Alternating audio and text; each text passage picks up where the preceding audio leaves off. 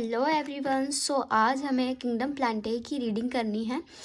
ठीक है, इसमें कुछ खास है नहीं। ये जो आपका किंगडम प्लांटे है, इसको हम डिटेल में चैप्टर 3 में पढ़ेंगे। सो अभी हम बस इसकी रीडिंग कर लेते हैं एंड मैं आपको समझा देती हूँ जो यहाँ पे लिखा हुआ है। ठीक है, तो चलिए स्टार्ट करते हैं reading. Kingdom Plantae included all eukaryotic chlorophyll containing organism.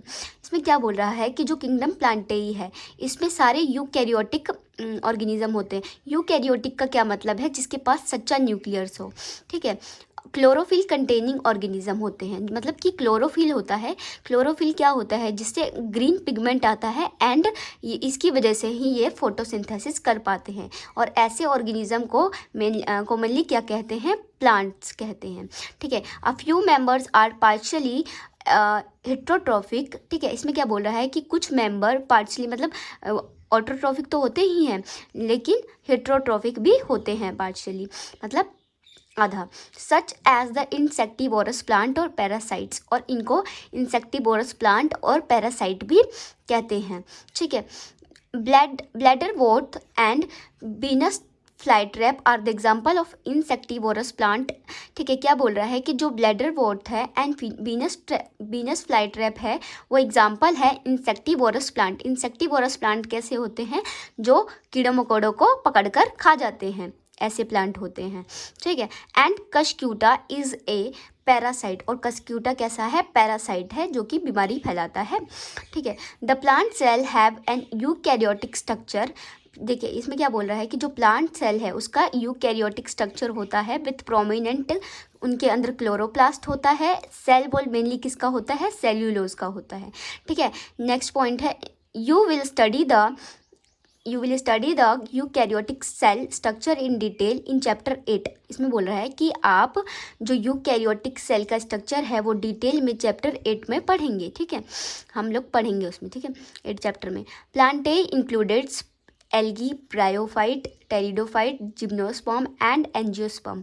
इसमें क्या बोल रहा है कि जो प्लांटेई किंगडम है वो हमारा 5 भागों में बटा हुआ है।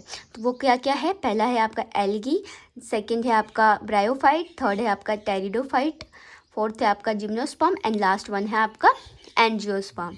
ठीक है, अब यहाँ पे क्या बोल रहा है कि life cycle of plant has 2 distinct phase.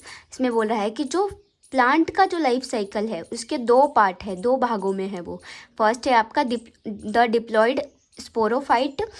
Diploid sporophyte मतलब स्पोर बनाता है, यहाँ पे 2n स्पोर बनाता है। एंड सेकेंड है आपका द हैप्लॉयड गैमिटोफाइट। यहाँ पे क्या बनाता है?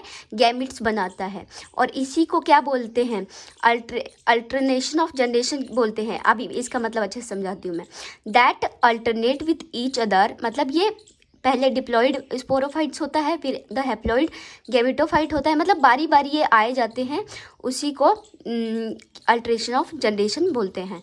ठीक है, अब देखिए the length of haploid and diploid phase, मतलब कि जो लेंथ है, मतलब जो टाइम है हैप्लॉयड एंड डिप्लॉयड फेज का, and whether this phase are free living, और ये जो फेज है फ्री लिविंग है और दूसरों पे डिपेंड करते हैं। Very among different group in plants, मतलब वेरी करते हैं, हर प्लांट का अलग अलग इनका टाइमिंग होता है, लेंथ होता है। ठीक है, this phenomena is called alteration of generation, और इसी फिनोमेना को अल्टरनेशन ऑफ जनरेशन बोलते हैं। ठीक है, इसी फिनोमेना को अल्टरेशन ऑफ जनरेशन बोलते हैं। You will study further details of this kingdom in chapter 3। अब इस किंगडम के बारे में आप डिटेल में पढ़ेंगे चैप्टर 3 में। अब हमें समझना है किंगडम एनिमेलिया के बारे में। This kingdom is characterise by heterotrophic eukaryotic organisms. तो उसमें क्या बोल रहा है कि जो ये किंगडम है, किंगडम एनिमेलिया, ये हेट्रोट्रॉफिक है, यानी ये अपना खाना खुद नहीं बनाता है, एंड यूकैरियोटिक है, इसके पास सच्चे न्यूक्लियर्स हैं, और मल्टी सेलुलर है, यानी कि काफ़ी सेलों से बना है। एंड देयर सेल, इसके जो सेल है वो, इसके पास सेल वॉल नहीं होता है। किंगडम एनिमेलिया के पास सेल वॉल नहीं होता है। प्लांटेई किंगडम में सेल वॉल था। ठीक है। दे डायरेक्टली और indirectly depend on the plants for food. ये जो होते हैं, चाहे ये डायरेक्टली हो या इनडायरेक्टली हो, ये किस पे डिपेंड होते हैं? खाने के लिए प्लांट्स पे, ठीक है। They digest their food in internal cavity. ये अपना फूड डाइजेस्ट करते हैं अपने इंटरनल कैविटी से और store food reserve as glycogen और फैट, और अपने फूड को रिजर्व करके रखते हैं as a form of glycogen या फिर फैट के फॉर्म में। Their mode of nutrition is holozoic. इनका जो मोड ऑफ न्यूट्रिशन है वो होलोजोइक है, मतलब कि पहले खाना खाते हैं एंड देन पचाते हैं। They follow a definite growth pattern, ठीक है। इनका जो ग्रोथ पैटर्न है वो एक डेफिनेट ग्रोथ पैटर्न है, ठीक है। एंड ग्रो इन एडल्ट, और ये एडल्ट मतलब ग्रो करके एडल्ट बनते हैं। That have definite shape and size, इनका डेफिनेट शेप एंड साइज होता है। Higher form so elaborated sensory and neuromotor mechanism, मतलब जो हायर फॉर्म, मतलब जो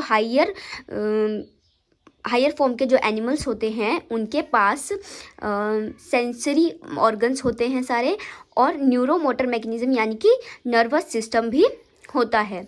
most of them are capable of locomotion, काफ़ी चल फिर सकते हैं। जो हायर होते हैं उसको लोकोमोशन बोलते हैं।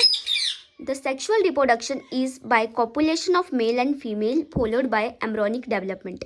यहाँ पे क्या समझ आ रहा है कि copulation of male and female, मतलब जब मेल और फीमेल मिलते हैं तो क्या होता है? फर्टिलाइजेशन होता है, एंड फर्टिलाइजेशन के बाद एम्ब्रियो डेवलप होता है जिससे बच्चा बनता है, ठीक है। Salient features of various phyla are describe in chapter 4। इसके कुछ साइलेंट फीचर्स हैं, ठीक है, वो हम डिटेल में पढ़ेंगे, एकदम डिस्क्राइब करके डिटेल में पढ़ेंगे चैप्टर 4 में।